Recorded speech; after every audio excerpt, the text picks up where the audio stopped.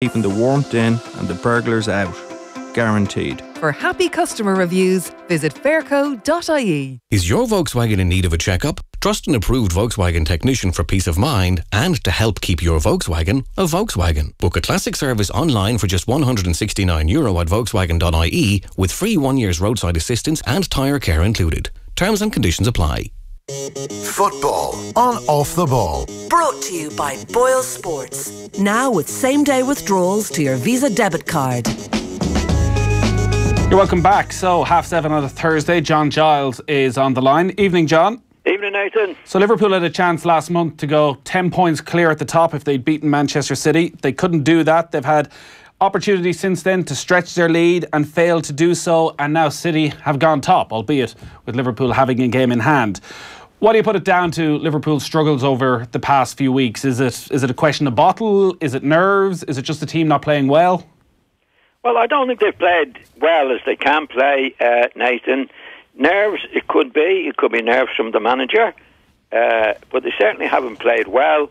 And the reason I say nerves from the manager is because last week against Leicester, they lost a goal from a free kick.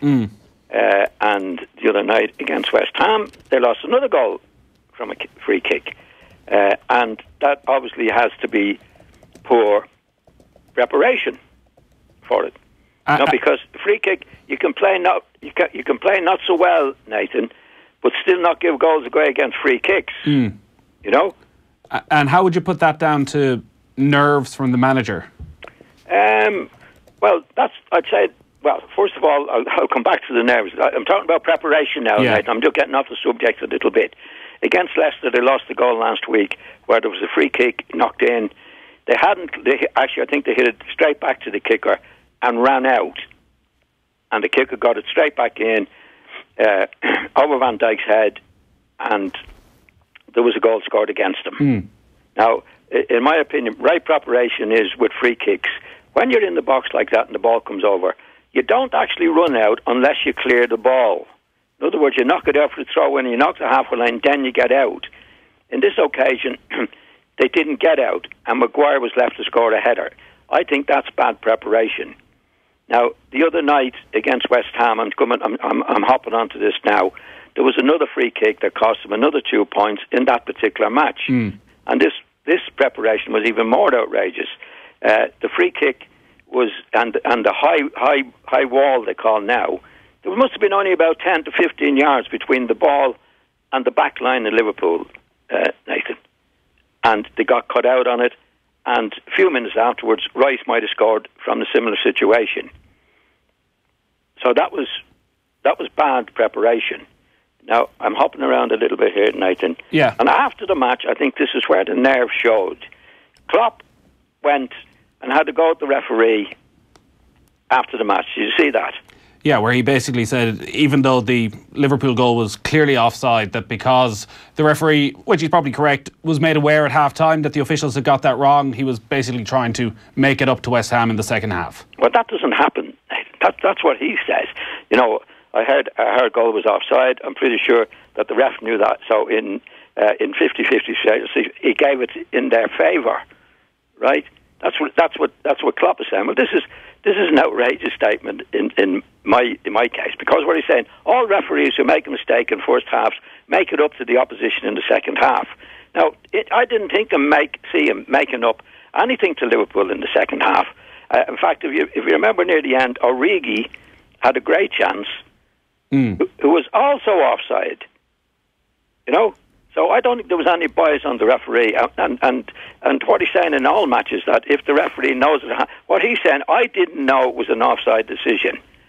If I had known it was an offside decision, I could have understood why the referee gave 50-50 against us. Yeah, you know what I'm saying, Nathan? In other words, he didn't know, so therefore it was wrong. He couldn't understand given the bad decisions. But if he'd known that the referee knew, he would have understood it. Yeah. The defensive side of things then, what you're talking about there with the set pieces, and particularly the goal against West Ham on Monday night. Yeah. And they conceded one. They could have conceded another couple of goals. And you say there's such a small gap between where the free kick's been taken from and the line Liverpool are defending. And there have been times, this isn't something new either. This has been going on all season, where from free kicks anywhere near the halfway line, they push up maybe at times 10 yards outside their own penalty area, hold an unbelievably high line. Yes. And they've got away with it time and time again, where maybe the offside is just about gone in their favour, or like with Declan Rice, they've missed the opportunity. What do you think the potential benefits are of playing that high line? What do you think Klopp is thinking about? You just said that they could have lost other goals from this particular situation. There is no benefit from it. You see, when you're making a mistake in football, in matches, like you said there about the free kicks, of course you can make mistakes and get away with it. But somewhere along the line, if you continue to do it, Nathan, then you will lose goals from it. It's like the fullback being in a bad position that could cost goals. You could get away with it for 6, 7 or 8 matches, but somewhere along the line, it's going to catch you. And if you keep doing... in fact, the high line I saw from Liverpool the other night was the highest I've ever seen in a match with other teams, all from Liverpool. It was unbelievably high. A huge gap between the back line and the goalkeeper. Now, the problem there, as I see it, that to do that, you have to practice it. In other words, on the practice ground, they must be doing that. Yeah, unquestionably, it's what they do for every free kick. During the week, say Van Dijk, who is a leader, right? He would say, I think we're too far back here, right? But and he might have, now I'm only guessing, he might have said that in training, but somebody, and this comes back to the manager, would have said, no, this is what I want you to do, right? Now, and when you're holding that high line, and Van Dijk would be a leader, there's nothing he can do about it on the day, right? You know, he has to do, you're practicing that, and you have to practice that a lot as a professional team. You practice those free kicks against. That's what they must have been practicing. So it didn't happen by accident the other night against West Ham. That's what they've been practicing all week. So there was nothing they could do about it. I don't understand. I don't understand why it's that high, but the fact is that's what they did. And they were found out doing it for the first goal. And as you say, Rice had an even better chance for the second goal from the same situation. Right? That's what I'm talking about on the pitch. Off the pitch, I think that the reaction of the manager, Klopp, to go to the referee and then explain afterwards in the newspapers why he didn't understand why the referee was biased against him. I didn't think he was biased against him, but the reason he gave was incredible. I don't think he handled himself well after the match at all. Yeah. I guess usually nerves from him, Nathan. That's what I'm trying to point. Sorry, I'm trying to point out. That could be nerves from him. Now, if the manager's nervous, everybody's going to be nervous. So you sense that the players will sense that as well, that they're watching Klopp. They've realised what's happened in the game, that actually they were probably quite fortunate to come away with even a point from West Ham, and that the manager's making excuses. Well, definitely. Or his behaviour with them. I don't know. Now, I'm only guessing now, but what I'm saying is that I think the reaction of Klopp after the match was a show of nerves from him, because it wasn't. I couldn't make out what he was doing. There was no sense to what he went out and had to go to the referee in the centre circle. Then he had to go to him later on in a match where the referee had awarded a goal for them that was definitely offside, and the last chance of the game was definitely offside, and he didn't blow for that either. So if you look back at the match, the referee was quite kind to Liverpool, whereas he's saying that if he'd known that the referee knew about this, he would have understood him, given these 50, 60, 40, 50 and all that bias towards them. Now, what I saw of the match, I didn't think the referee was biased towards West Ham in the second half at all.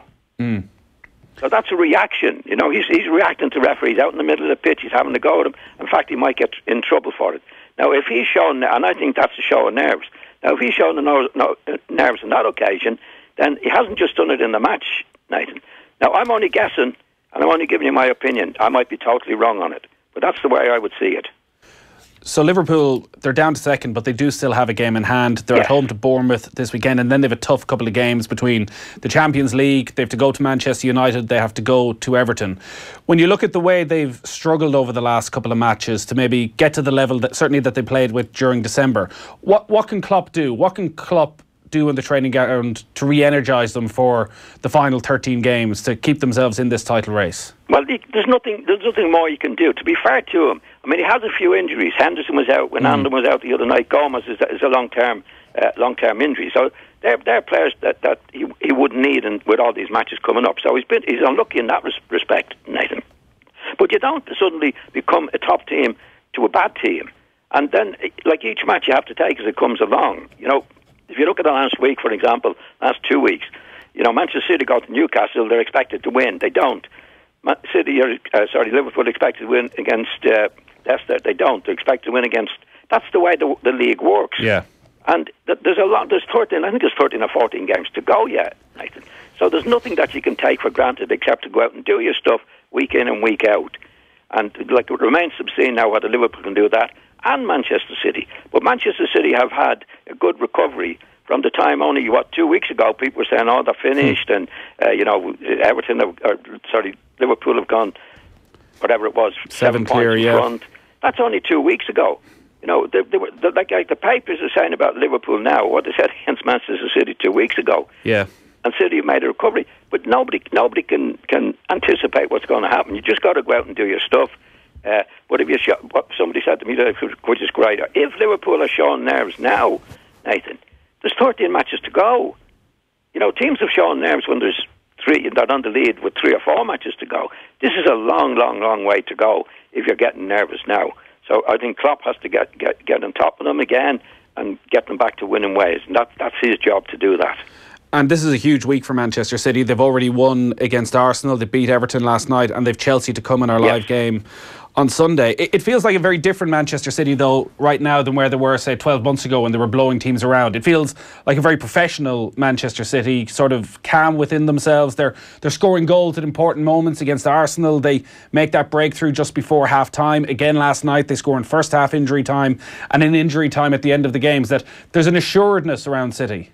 Well, there is now, but I mean, 2 weeks ago there wasn't. You know, they lost at Newcastle. They played very, very poorly at Newcastle. They have recovered well, but I mean, last year they didn't make mistakes like losing at Newcastle the way they did. So they're not playing as well as they were last year. But you can only go on the last match, not 2 weeks ago. Last 2 matches actually they've played well and won well against teams that they might have dropped points against. Yeah. But that's the way it is. I mean, that's on paper.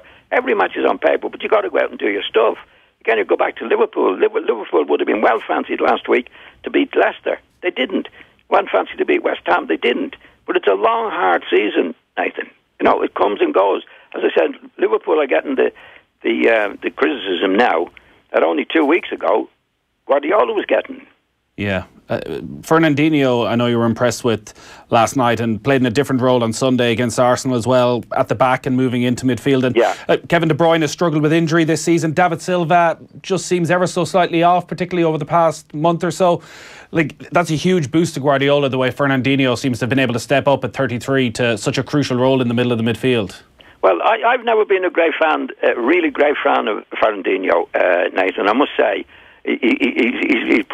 Everybody puts him in the defensive midfield role part, and I've seen him sometimes not getting on the ball as much as he should. Last night, now I only saw the highlights, was the best I've ever seen him play. He did his stuff as a defensive midfielder. I don't agree with the defensive midfield players say, but he got his tackles in, but he got on the ball, and his distribution was brilliant. What I saw of the Everton match last night, he was really, really good. So, I mean, that's a good thing. I don't agree. I didn't agree with the attitude last week of playing him in the back and then going into midfield, Nathan. Why? I think it was tricky. I think what you could have done is play him at the back and at the right time come into midfield. But if you're encouraging him to come into midfield, at somewhere along the line, there's always an opportunity, always a chance that he'd lose the ball. Then you can't. You can't play 2 positions at the one time. He couldn't be in the defensive positions. For example, if he got on the ball and gave it to somebody and went again as a midfield player and lost it, you couldn't get back in time, Nathan. You just can't. So I thought that was a bit tricky, and Guardiola does that a bit from time to time. He does some tricky things that I would never agree with for what it's worth. Yeah. You know? But he tends to get away with them. Playing him at the back and moving into midfield at the right time, no problem. There's no danger in that. But actually getting them into midfield when they were on the attack, I don't see the sense in that. But anyway, it worked out well for them. They played extremely well against Arsenal and beat them comfortably. John, stick with us. Quick break. Plenty more to talk about. Football on Off the Ball. Brought to you by the new and improved Boyle Sports Bet Builder. Now with 44 markets to choose from on every match. Get more out of your next short break in Belfast, where the Ulster Museum is next to the tropical ravine of the Botanic Gardens, where Shoppers Paradise Victoria Square also does rooftop cocktails with amazing views of the city, where Michelin-starred restaurants like Ox are round the corner from artisan crafts at St George's Market, and where a nightcap in the glitzy Grand Central Hotel is also a nightcap in Ireland's highest cocktail bar. Belfast is only 2 hours from Dublin by rail or road, where fantastic hotel deals are waiting. Plan your trip at discovernorthernireland.com. Peugeot's exciting lineup of SUVs at Gowan Motors Navan Road includes award winners like the 3008 and the best-selling 7-seater in its class in 2018, the 5008. The iCockpit interior delivers a driving environment like no other, standard across the Peugeot SUV range. Visit Gowan Motors Navan Road today and discover the allure of Peugeot. If you're thinking of buying a residential rental property, ICS Mortgages can provide an excellent range of flexible buy-to-let mortgages, including interest-only terms of up to 15 years. We'll also help you to refinance your existing portfolio and grow your property investments. Call 1890 427 427, visit icsmortgages.ie or contact your local mortgage broker. ICS Mortgages, the property investor's choice. Lending criteria, terms and conditions apply and are subject to change. The entire amount that you have borrowed will still be outstanding at the end of the interest-only period. Dilosk DAC, trading as Dilosk and ICS Mortgages, is regulated by the Central Bank of Ireland. At Beacon Hospital, we fix broken hearts. We provide complete cardiac care, from our rapid access cardiology clinic to routine procedures and complex open heart surgeries. 1 in 3 Irish people die of heart disease. So if you're worried about your heart health, get checked and protect yourself from a broken heart. This is modern medicine. This is Beacon Hospital. Visit beaconhospital.ie. GP referral required. At AppliancesDelivered.ie, we sell all kinds of washing machines, but there's one model for $179.95 that comes with something very special, a 2-year warranty. And why is that special? Well, for $179.95, most retailers will only give you a 1-year warranty. But AppliancesDelivered.ie is not most retailers, so we double the warranty and give you 2 years. It won't make laundry more fun, but the price should put a smile on your face. T's and C's apply. Check it out at AppliancesDelivered.ie. Having a flutter? Top tip, QuinBet.com. Ireland's newest online sportsbook and casino. For all your horse racing, football, casino and more, QuinBet has you covered. With live in-play markets on mobile, PC and app. QuinBet.com. Terms and conditions apply. Gamble responsibly. Visit gambleaware.ie. Football on Off the Ball. Brought to you by Boyle Sports. Now with same-day withdrawals to your Visa debit card. John Giles is still on the line. 53106 is the text number. John, I just wanted to talk to you about Wilfried Zaha, because he was handed a further match ban, fined at £10,000 by the FA after his red card against Southampton a couple of weeks ago, where he was sarcastically applauding the referee. He'd been kicked up and down the pitch in that game, as he seems to be in most games. Is it right that applauding a referee receives a punishment like this, whereas the players can go in and threaten to break his leg and almost do serious damage constantly and they get away with it? Does he have reason to feel aggrieved? Well, I didn't see that particular incident, Nathan, so I can't comment on it anyway. But I think he does, like all players, he gets some punishment on the pitch. But if you know, the rules are you can't do that to the referee. In my experience with referees, Nathan, it never became personal, like clapping him or having a go at him publicly or do that. You'd no chance with them. You know, you say off you go, or you did like in Zaha. You can't, but Zaha would know you can't do that. Yeah. In fact, I think he clapped him and then got a yellow card and clapped him again, or clapped him when he was coming off the pitch. You can't do things like that. You know you're going to get into trouble. You just can't do them. Does he deserve more protection, though? Justification in his head that it was a bad tackle and that, but they're the rules of the game. You just can't do it, you know. Does a player like him, though, a real talented, creative, attacking player, full of tricks, does he deserve more protection from referees? Well, I think he does if it's the referee thinks it's genuine. Now, what I see of Zaha, he's a very, very talented player, Nathan, but he does a lot of diving. Definitely does a lot of diving. I've seen him in loads of matches, very talented. Sometimes he does get a bit of stick, but there's nothing worse, nothing better for the opposition to know that you're playing against diving and getting other players, free kicks against you and sending offs and yellow cards. He's done that. Now, he's a very talented player, and he does get a lot of stick. But I'd say 50% of the fouls that are given for him are because he's diving. Yeah, he definitely developed a little bit of a reputation, that's for sure, over the last few years. But as you say, teams definitely seem to target him. Yeah, but they don't like pitch. There's nothing worse than playing when somebody's diving and they get you booked. They're going to have a go. They're going to have a go tonight. I'm not saying that's right, but that's the way it works. Now, in my case with referees, I think he's kidded an awful lot of referees to get penalties and free kicks, as some of the players do. But that's what I think of Zaha. He's a very talented lad, but there's nothing, and there's a lot of diving going on in the game today. But I'd say he's up there now with the best when it comes to diving.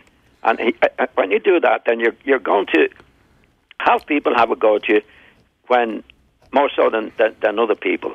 And referees also, who are made to look fools nowadays, because you have replays and all sorts, that he's given them the benefit of the doubt. Yeah. You've got a penalty and things like that. Other players hate that, and referees don't like it, Nathan. So if you get a reputation like Zaha has, and he has definitely been diving a lot, then referees are made fools of sometimes, and they won't give him the benefit of the doubt. That's for sure. And I've seen matches where that's happened. Yeah, and I guess opposition players know that as well. They feel they can get away with a little bit more with him. Yeah, I think if there's a lot of diving going on today, there's no doubt about that. But he'd be up there with the best of them when it comes to that. And he is a very talented player, but he's got to get rid of that stuff. And don't be blaming the referees. The opposition hated the referees, hated as well. So he's on a loser in that particular situation. Where do you stand in general on diving? I know people are sort of split down the middle, that it's not the sort of thing quite often that's premeditated. It happens in a split second, though as you say, there are certain players who seem more prone to it. Like, do you see that this is a part of the game that really needs to be stamped out, that we need to see a lot more suspensions, or do you just see it as part of the game? These things happen. I don't see it as part of the game, Nathan. When I watch the game now, I see a lad and he's gone past the defender and he gets a little nudge and he goes down. He'd be better off staying on his feet. You know, there's definitely things in football that become part of the game. It's a copycat effect in football, there's no doubt. And, I mean, even recently, I've seen Harry Kane diving. Now Harry Kane up to this year, I've never seen him dive before, but it does become part of the game. It makes it very difficult for the referees. It makes it difficult for the defenders who haven't really touched them. And the players, it's an art in itself. And I must say, this day and age, they're brilliant at it. But I think there's times they could definitely stay on their feet. Yeah. And they're at full pace, going through. They're brilliant at it. They can actually nearly trip themselves up. They're able to catch themselves with the back of the right foot and the back of the left foot. I wouldn't like to be a referee in a situation where I had to make a penalty decision on that, because there's lots of times I'm watching the real match. I don't know whether the fella's dived, whether there's been contact or not. Yeah, and it is part of the game now. And the thing is, in football, when it happens to you, your players hate it, right? When one of your players doesn't get a penalty, he gets a pat on the back. So there's a lot of cynicism in this particular situation. There's no doubt about it. I mean, you hear the managers. Oh, I couldn't see him diving, but they can see the opposition diving. There's all that going on, and that's going back for a long time. Wenger's time, Ferguson's time, where it was always the referee's fault, it was always somebody else's fault, and it's got into the game, and it's part of the game now. And the way the pace of the players at times now, it's very, very. I wouldn't like to have my life on spotting somebody going through, Nathan, where he goes down, whether he's tripped himself up or not. Yeah, and I imagine it'll be plenty of fun and games and quite a talking point next year as well when VAR comes in as to exactly what is contact, what isn't contact, and how easily players go down. Well, we'll have a better chance with that, Nathan.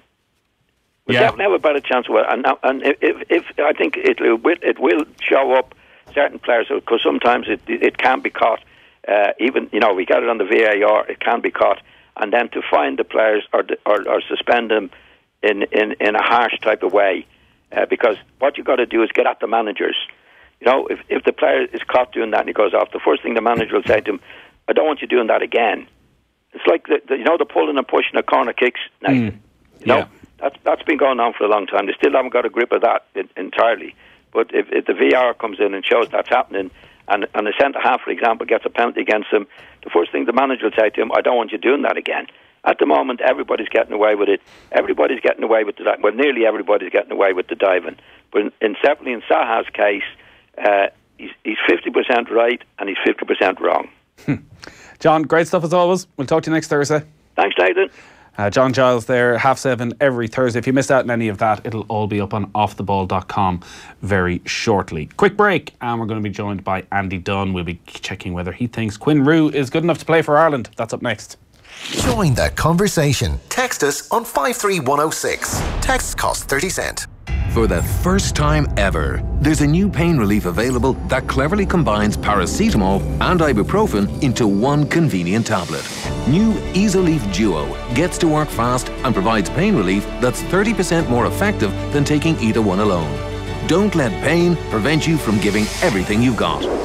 When standard pain relief is not enough, take new Easolief Duo for powerful dual-action pain relief. In pharmacies only. Contains paracetamol and ibuprofen. Always read the label. Having a flutter? Top tip,